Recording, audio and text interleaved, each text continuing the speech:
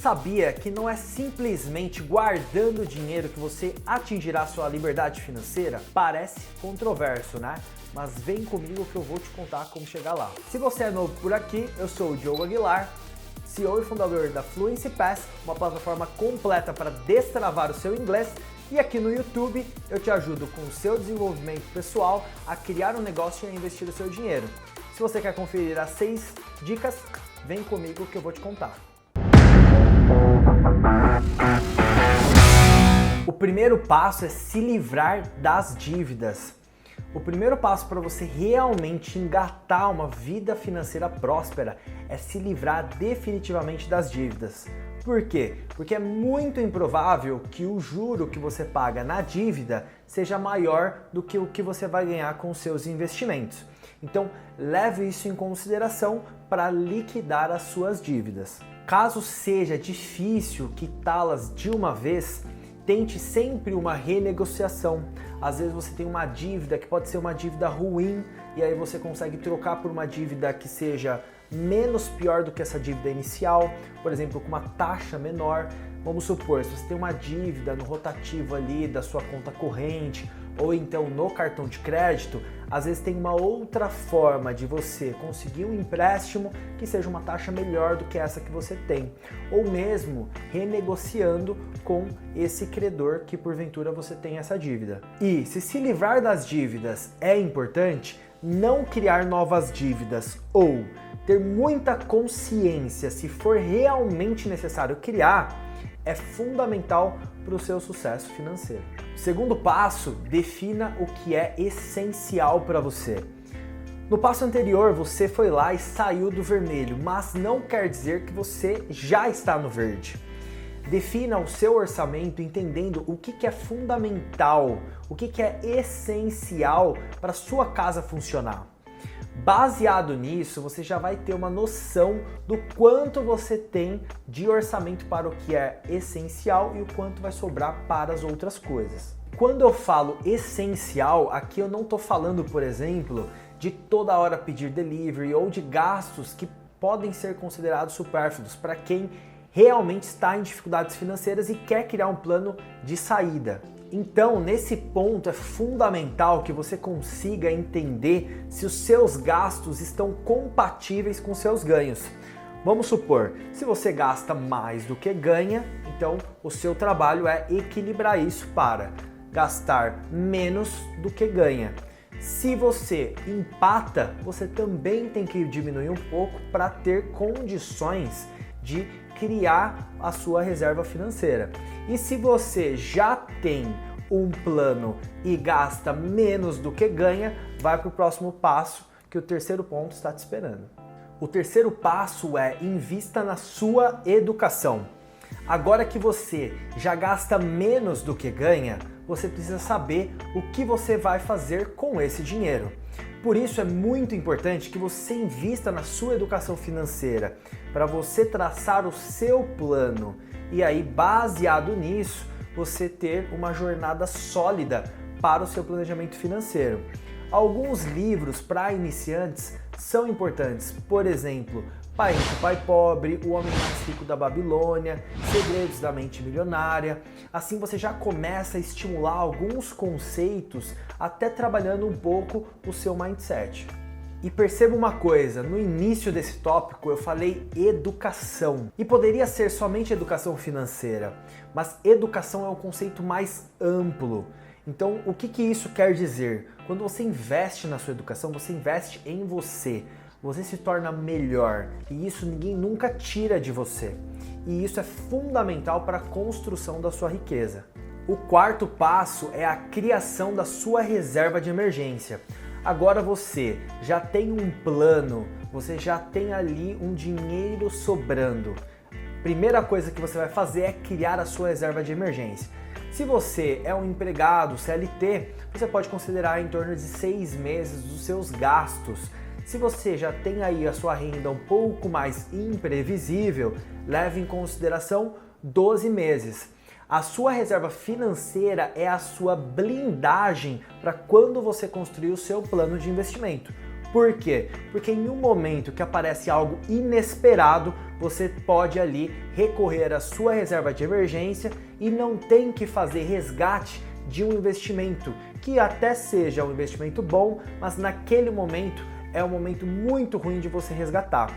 E isso cria um plano sólido para você construir a sua riqueza. Quinto passo é a estruturação dos seus ativos. Então, antes de começar a crescer o seu patrimônio, você vai precisar definir qual é o seu perfil.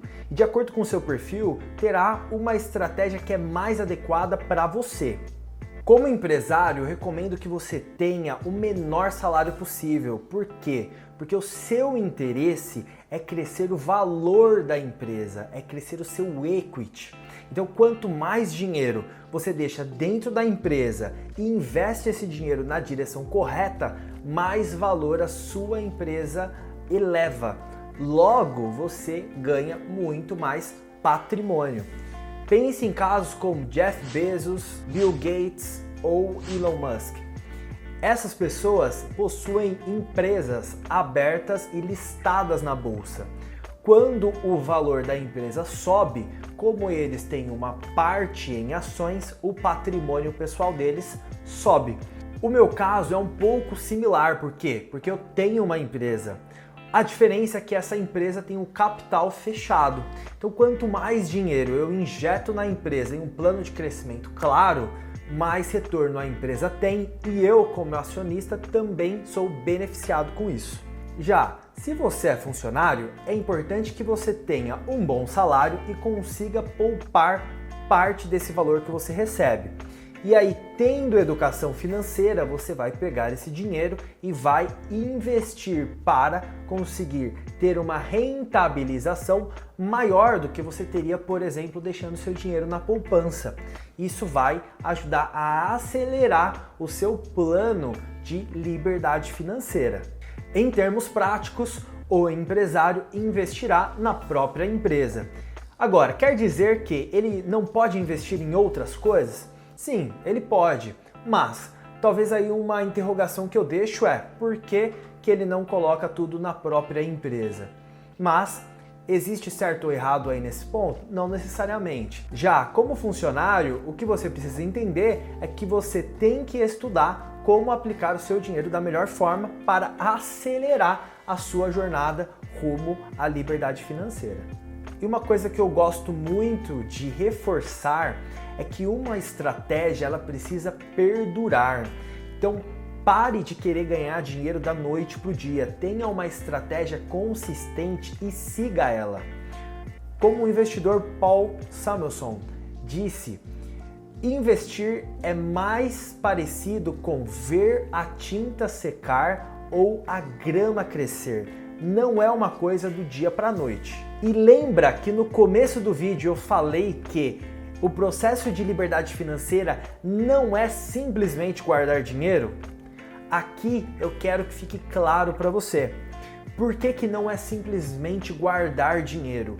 Porque guardar R$100 por mês é diferente de guardar R$10.000 por mês. E é por isso que quando você cresce a sua renda, o seu volume de aporte aumenta e acelera com muito mais combustível a sua jornada para a liberdade financeira.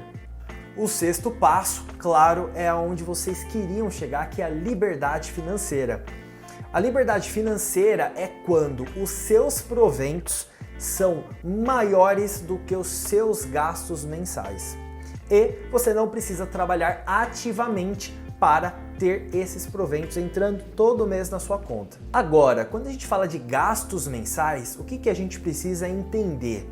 Que com o tempo os nossos gastos tendem a sofrer mudanças. Por quê? Em determinado momento você vai querer ter uma família, o seu filho vai precisar estudar, você vai às vezes mudar de casa. Então é muito importante que nos seus gastos você coloque um plano que seja viável para o que você quer ser no futuro, levando em consideração correção de inflação e tudo mais, para que você tenha um estilo de vida que seja sustentável. Assim como os gastos podem sofrer instabilidades com o tempo, Eu também acredito que os proventos também sofrem instabilidades, porque às vezes um rendimento que você tem em determinado investimento pode não ter no outro mês ou daqui 5 anos, e aí a sua estratégia precisa ser alterada. É por isso que instabilidade sempre pode ocorrer e estabilidade não existe. Por isso, na minha visão, quem quer ter liberdade financeira deve sempre se manter atento. E a liberdade, ela não é sobre não trabalhar, é sobre escolher o que você quer fazer com o seu tempo e ter a liberdade de escolha. Até porque atingir a liberdade financeira e parar de fazer algo que te dava prazer pode até ser um fardo para a sua vida. E como exemplo aqui, podemos colocar vários bilionários que poderiam parar de trabalhar e a família deles por várias gerações teriam aí liberdade financeira, como Bill Gates, Elon Musk, Jeff Bezos, Warren Buffett. Agora, por que será que essas pessoas não param de trabalhar? Será que o segredo é trabalhar com algo que gosta? E aí, gostou dos 6 passos para sua liberdade financeira? Se você gostou desse vídeo, dê um like, se inscreva no canal, porque toda semana tem conteúdo novo aqui para te ajudar com o seu desenvolvimento pessoal, com a criação de um negócio próprio para você e também para investir o seu dinheiro. Então, um abraço e até a próxima.